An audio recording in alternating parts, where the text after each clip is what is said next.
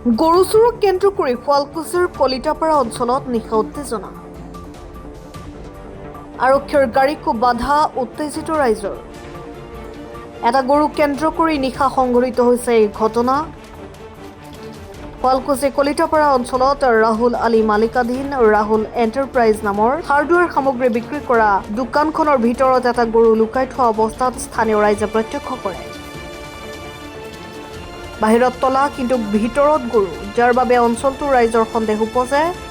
গৰুটোৱে দোকানখনৰ ভিতৰৰ পৰা চিঞৰি থকা শুনি আৰক্ষীক খবৰ দিয়ে স্থানীয় ৰাইজে।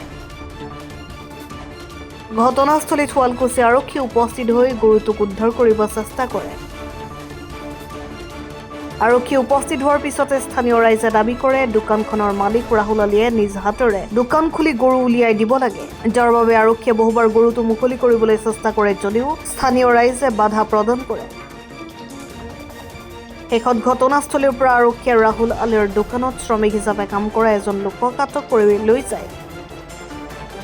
উল্লেখ্য যে বিগত সময়ছোৱাত শুৱালকুছিৰ বিভিন্ন প্ৰান্তৰ পৰা নিশাৰ ভাগত 2 শতাধিক গৰু চুৰি হোৱা ঘটনা সংঘটিত হৈছে। তেনে সময়তে এখন দোকান ভিতৰত এনেদৰে গৰু উদ্ধাৰ হোৱা ঘটনাই গভীৰ ৰহস্যৰ সৃষ্টি কৰিছে। মোৰ গৰুটো গধূলিৰ পৰা নাই, নাথাকিলে মই বিচাৰি আহিলোঁ। বিচাৰি আহোঁতে দামুৰিটো 2বাৰ দেখা পালোঁ। দেখা পাই মই ভিতৰত সোমাই গ'লোঁ। ভিতৰত সোমাই যাওঁতে দামুৰিটো বেবাই আছে, গৰুটো ভিতৰৰ পৰা বেবাই আছে। দৰজা কিন্তু পুৰা 3টা তালা মাৰা আছে। এই জেগাখিনি হৈছে কলিতাপাৰা স্মাৰ্ট পইণ্টৰ কাষতে।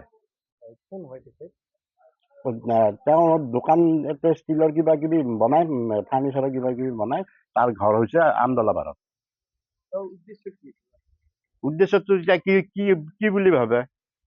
দৰ্জা এখন মাৰা আছে, ভিতৰত 3টা তালা মাৰা আছে, ভিতৰত গৰুটো আছে, কিন্তু খাব লগা একো নাই ভিতৰত। হ'ব পাৰে, তেনেকুৱাই হয়, সন্দেহ কৰিছোঁ। গৰুটো উদ্ধাৰ কৰিব ৰাইজে এতিয়া নিব দিয়া নাই। যোন মালিক, দোকানখনৰ মালিক, সেই মালিকক মাতি আনিব দিছে। মুছলিম মানুহ, ৰাহুল নামটো। এতিয়া ৰাইজে যিটো ডিচিশ্যন লয় মোৰ সেইটোৱে ডিচিশ্যন। ৰাইজে যিটো কৰিব দিয়ে মই সেইটোতে ৰাজি আছোঁ। আৰু গৰুটো এতিয়া ভিতৰতে আছে, পোৱালিটো বাহিৰত বেবাই আছে, গাইটো ভিতৰত বেবাই আছে। শুৱালকুছিৰ পৰা দীপজ্যোতি বৈশ্যৰ ৰিপৰ্ট, গ্লোবেল এনি 24x7।